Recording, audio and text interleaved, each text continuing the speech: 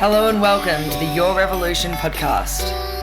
The Your Revolution podcast is a collaboration between Revolution Personal and Performance Training in Melbourne and the Me Project. The purpose of the Your Revolution podcast is to inspire you on your mission of betterment. Each week on the podcast, you'll meet game changers who have created extraordinary lives, and you'll listen to stories and lessons to empower you to make the changes necessary to your life. The Your Revolution podcast is committed to fitness, health, nutrition, mindset, community, education, empowerment, and betterment, and we hope that you can take what you learn here and apply it to your very own revolution.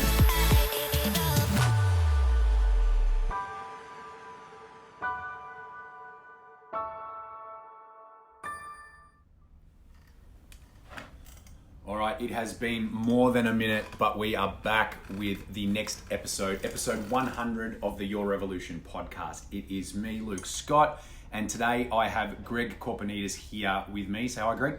Hey, how we doing? All right, now we have, firstly, a little bit of news, a little bit of housekeeping. This will be the end of my short stint as host of the Your Revolution podcast. A few episodes, there's obviously been a big hiatus in between, but that's because we've been building on this, the handover of your new host, Greg. Greg will be taking things from here, and he's got a pretty interesting story to tell, which is what we're going to be touching on today, and moving into the direction of the podcast moving forward, the plans that Greg has for it, and he'll be able to take things over from here. We've got a few episodes already in the can, which is interesting. I am quite interested in listening to them myself, but without further ado, introducing to you Greg, who is a trainer here at Revolution Personal Training. He has a specialist in strength and conditioning, mobility. He's also a myotherapist.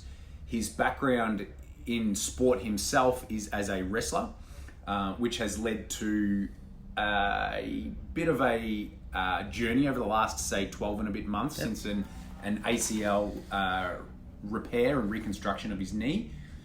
One of Greg's focuses with his training here with us, as much as being strength and conditioning, is also with mobility. He heads up our mobility program here at the gym, which is all about obviously movement quality and getting people moving better as opposed to just lifting heavier or pushing harder within classes. So Greg, give us a quick snapshot of yourself and your experience in the industry before joining us here at Revolution. Wow, okay, that's a big question. So best place to start. So been in the industry now, be approaching nine years. So just like on, started very green. Started just sort of working, I suppose, in small sort of gyms. This is basically where I grew up in Canberra. So started there, and then from then on, I worked out pretty quickly that I didn't think I knew enough, and I wanted to learn more. So that's how I fell into, but that's how I got into myotherapy. So pretty early on, especially with my training in wrestling, I really saw the benefit of recovery, and that kind of led me into wanting to, study myotherapy as well. So not a very big field in Canberra, so that led to me moving to Melbourne, doing my studies in myotherapy, and I also studied sports therapy as well. So sports therapy, the bit of focus on that is more to do with, injury prevention and the prehab. So that was something I really focus on even now, because I find that, it's all well and good to do about rehab, and but I find injury prevention, it's just as important to obviously prevent it than obviously when it's happened to fix it. Yeah, correct. Sure. Do you find that really influences how you work one-to-one or in a group environment with your clientele? Yep, absolutely. Yeah, no, that's really a big part of it. Especially when you're going through obviously your warm-ups and that prehab exactly, because obviously you'll have different clients that will have obviously different injuries and concerns. So it's all about, I suppose, just like anything, it's just like starting a car. You've got to make sure you've got to be warmed up. You can't just go into things cold. So So, and you find obviously, as we've spoken about before with our classes here, we'll have in any class that we run, there'll be numerous different factors that we'll have to consider with a bunch of 12 individuals. There's always going to be someone that might be suffering, whether it's tightness or weakness or sluggish glutes, and those sort of things need to be activated. That background for yourself will make life easier. Just picking up those things, being able to prescribe some quick prehab type exercises, or even some prevention type stuff for people to do outside of a class. Absolutely, yes, and it's also, we have obviously a lot of clients as well that not just obviously are very involved in here, but they also train for other events and certain things as well. So obviously having that understanding, I suppose, in what they, I suppose, need to do, and obviously their goals as well. We're able to really tailor it towards them. So. Awesome.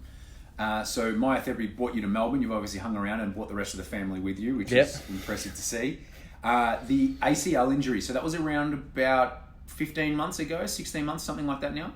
Probably a little bit longer, but about 15, 20 months. So so that would have been, I remember it well because it was 2 days before Christmas of 2017. Great gift. So great gift. So look, it was a pretty tough one. I've been wrestling injury. This was a wrestling injury. I've been very lucky, I suppose, playing, because I've played a number of sports over the years. Grew up playing rugby union and a lot of contact sports, and never really suffered any injuries or anything like that. A broken nose and some cauliflower ears, probably the worst thing I've done. But had a really big year, 2017. Competitions, had another year was the Commonwealth Games, so tried out for Commonwealth Games, competed in the Nationals, and a few other smaller tournaments. And unfortunately had a bit of a, body went through a lot, and so there's a lot of training. And you've spoken about your weight cuts and things like that before with myself. That's right. Pretty so stressful on the body. That was a big one probably for me too. Is I obviously can't see, but visually I'm a bit heavier now. But I was competing at 74 kilos. So. And any of our members in the gym, or anyone who will see Greg from any of the videos that we're going to be posting moving forward as well, you're mid-80s now? I'd say 85, 86, yeah. So 10 kilos ago, in your competitive life, it would have put a bit of stress on the body, getting weight down for competitions and going through the rigors of that. Yep. Yeah. So the ACL injury happened, as you're saying, just before Christmas. So your experience... I'm thinking, and I'm reading between the lines here, with your experience as a myotherapist, as well as your work heavily with mobility and prehab and rehab, has probably taught you a lot, but also held you in really good stead for that recovery, and given you probably a little bit of a head start, probably, shall we say, to most people who might experience a pretty debilitating 12-month injury like this. Yeah, I'd agree with that. Yeah, absolutely. It definitely did. It's certainly I knew... When I also knew what to do, and I think obviously having that understanding. But I guess the other thing what really helped me as well, I actually knew a lot of people that had the injury as well, and I think that was really important because whilst you said I did actually, once obviously my rehab got started and I felt my recovery went well, it was actually the hardest thing for me was leading up to it. Because mentally, it was very challenging. As I said, I was lucky I didn't have any significant injuries before. And I guess... Less experience in a... and the thought of obviously not being able to compete or train or... an ACL injury, obviously, it's very... I wasn't able to do very much, not even just to run. It kind of... you obviously you get a greater appreciation of your body. And when you can't obviously... do normal things or simple things, that was actually the toughest thing. So mentally, that was probably the biggest challenge. But as I said, because I had that experience, from the training and rehab side of it, and I also made sure I surround myself with good people who experience in that field as well. That kind of held me in good stead. And the psychological battle that you would have needed to go through over that 12 months would have been something that I think will hold you in good stead moving forward.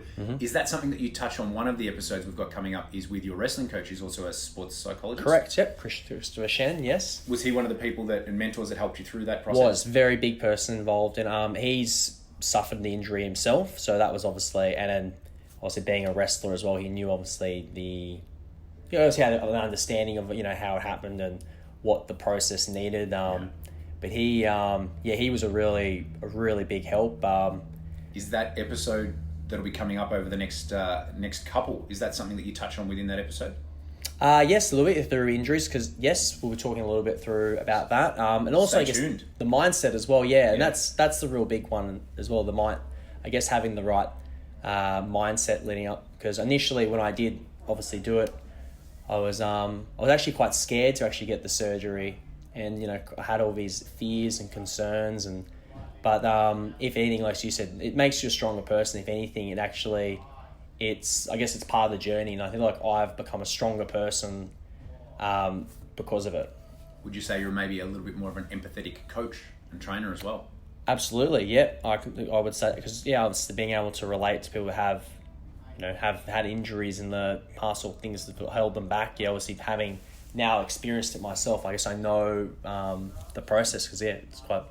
For sure, and as we say, not just physically, definitely a huge psychological part of it as well. The ACL repair that you had, the specifics of it, I know, as we've discussed previously, it is a quad graft as opposed to a hamstring graft. Yes. Many of the people that you were in touch with previously, were they people who had the quad graft as well? No, that's a good question. They were actual hamstring grafts. So I was the first one. So I'm not sure if the listeners have much of an understanding as to the differences between the two, but there's a significant difference, and probably a difference in regards to your recovery also. Yep. Most of the time a hamstring graft is done. One of the main, Greg and I have discussed this beforehand, but the main reason for Greg having the quad graft and not the hamstring graft is because of his wrestling. Yep. Do you feel your recovery from speaking to other people was enhanced or it was slowed? Or it's actually that's an interesting observation. It actually was very different. Yeah. So the reason why I didn't get the hamstring graft was mainly for my sport. It's not a running-based sport. So to get a quad graft of a running-based sport would quite obviously affect your movement. You mean driver, yeah. And driver, yes. So most people go for the hamstring graft. But being that it was with wrestling, the surgeon had favoured the quad. And that was something I didn't even know was an option. So when I first got told that was the method, I kind of actually did a little bit of research, and from a long-term point of view, the quad graft is starting to become more popular now, and they seem to think it's a stronger graft overall. So, but yeah, in terms of the actual recovery, I guess what was different is I think I felt earlier on my progress was a little bit slower. I observed that people with hamstring grafts kind of got their range of movement quite fast, or range of motion quite fast. Typically that sort of like 4 to 6 weeks. I didn't start seeing that till about probably 10, 12. And the reason being is that being from the front, there was a lot of swelling for quite a period, and that swelling didn't go down initially. So having all that swelling kind of limited my range of movement. Yeah. So the flexion, so being able to bend my knee was probably the part that probably took the longest. Because of the main priority is when you get one of these ACLs, when you get a reconstruction, you need to have it in an extended or a straightened position for the graft. It's the best position for the graft to actually settle. But obviously having all that inflammation, it obviously took a fair bit longer than I would have liked, but I suppose I wasn't expecting. So yeah, so that 12 week, it's a bit more challenge. I suppose it's a bit of a longer process, but I feel overall having the graft or the way that I've done it, my leg definitely, I feel like my knee is in a good spot. Yeah, it's healed very well. So yeah. And you're back to, is the long-term aim for you to be competing in your wrestling again? Yeah, the long-term definitely is. I've kind of strayed, well, I wouldn't say strayed, but I've kind of gone a different avenue. I suppose most people now know, if they're following me or whether it's on social media or know me, that I've gotten into dancing, which has been very different. I suppose a change in the first, but because of whether it's sport or a hobby, but something you need your knees for anyway. Something you do need your knees for. I realised when I did my injury that I needed to find, I guess, something else to do or a new hobby. And one, obviously, there was no contact that was going to hurt my knee. And I thought I would give Latin dancing a try. It's always something I've wanted to do. So I've been doing that pretty consistently since October of last year. So we're about 6 months now. So that's something that's really picked up unexpectedly. Something that you're, I don't know if we'd call it, and you can probably touch on this, whether or not you'd call it competitively or at least performing. It's something that you've been performing with. I've been performing, and the plan is obviously to keep to do more. And it's been, I guess it's been a really nice surprise. And I suppose that comes down to obviously turning, well, I guess we'd say a negative into a positive. I mean, I don't think I would have done dancing if I was still obviously wrestling, competing, because I never would have exposed me to it. So Maybe wouldn't have had the time. I know it's quite that too. A So, sport, but to answer your question, the plan is to get back to it. I feel like the break has been really good for me. I've used this time. Yes, I've been dancing, but physically I've been preparing myself for wrestling. So I've been training quite extensively at the moment. As sort of touched on, the goal was to put a bit more size on and a bit more weight. So yeah, weight-wise, sitting pretty comfortably. I wanted to be about 85, 86 kilos, and I think moving forward, I would like to say in the next couple months, when we go build into a competition, probably try to compete a little bit heavier. And the main reason being is, as I said before, the weight class that I was competing before was a little bit demanding to get into, and yeah, it's whereas I find if I was to compete more at my natural weight, I think long-term health-wise, but also physically, mentally, with recovery from recovery, of course, and that's big, and being comfortable doing your other passions as well, because you can, such as dancing, being able to do that and enjoy it as opposed to be feeling washed out, depleted, having other passions. That competition is one thing, and driving for your sport is definitely a huge factor, but being able to enjoy the rest of your life is almost more important. Absolutely. So the ACL recovery is on track to get back into your wrestling. The dancing's a huge part of your life now. Your work here, Greg's here at Revolution Personal Training 6 days a week, Monday through Saturday, mostly early in the mornings. The podcast is going to move into and has started to become a big part of his role here. What are your plans for the podcast moving forward? What are people going to expect on we've had a big meeting about this morning, and there's a lot of work to be done, and yes. a lot happening with each episode, and hopefully it'll be a really immersive experience for any of our listeners. And Greg, I feel, is going to do this show a far better justice than I have been able to myself. I think the direction that you're going to be heading with things is phenomenal. I think the episodes that you've got in the can already ready to be released are looking great. What can people expect moving forward?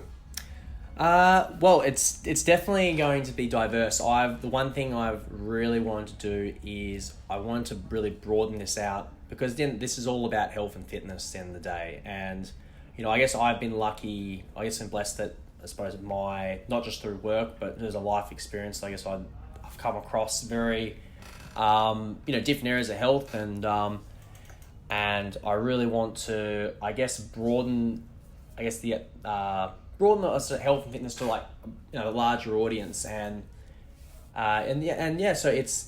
so already, I suppose, the guests that people have already got on the show already, and future guests, I think people are going to expect I guess a lot of really good content, which is great, obviously, of course.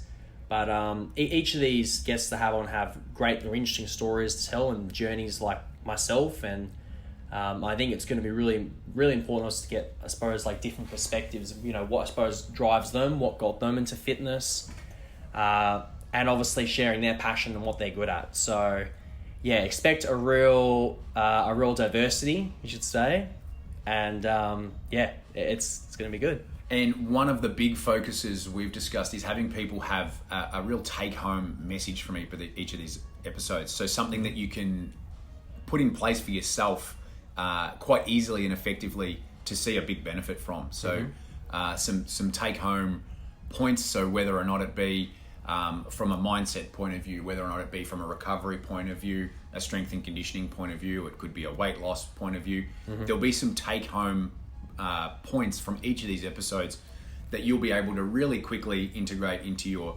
training schedule.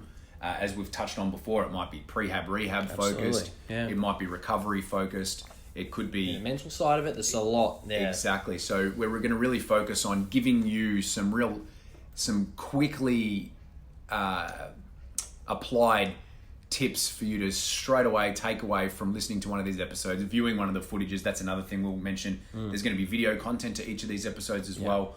There'll be a lot of take-home messages that you'll be able to quickly integrate into what you're doing in your training now.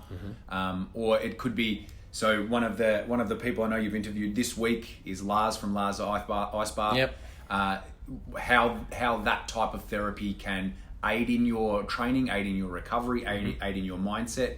It could be like Christian from Woodford Sports Science. Yeah. What type of things you can do to implement in your training program. With Chris, the sports psychologist, what you can do for your mindset to keep you on track. So there'll be a lot of different influences and some real take-home messages that no matter what type of training, whether you're a dancer, whether you're an Olympic lifter, whether you're a runner, or whether you're just a weekend warrior, little bits and pieces and real easily digestible tips, hints, and little tricks, industry secrets that will really help you take your training to the next level. Absolutely, yeah. So that's probably the crux of what Greg and I need to touch on today. So from here on in, this is episode 100. I'm really excited to see the direction of things as they progress with Greg as your host. Greg's excited to get this started. Expect the first episode with Greg as host, episode 101, will be launched early July. We are really looking forward to getting that out to you all.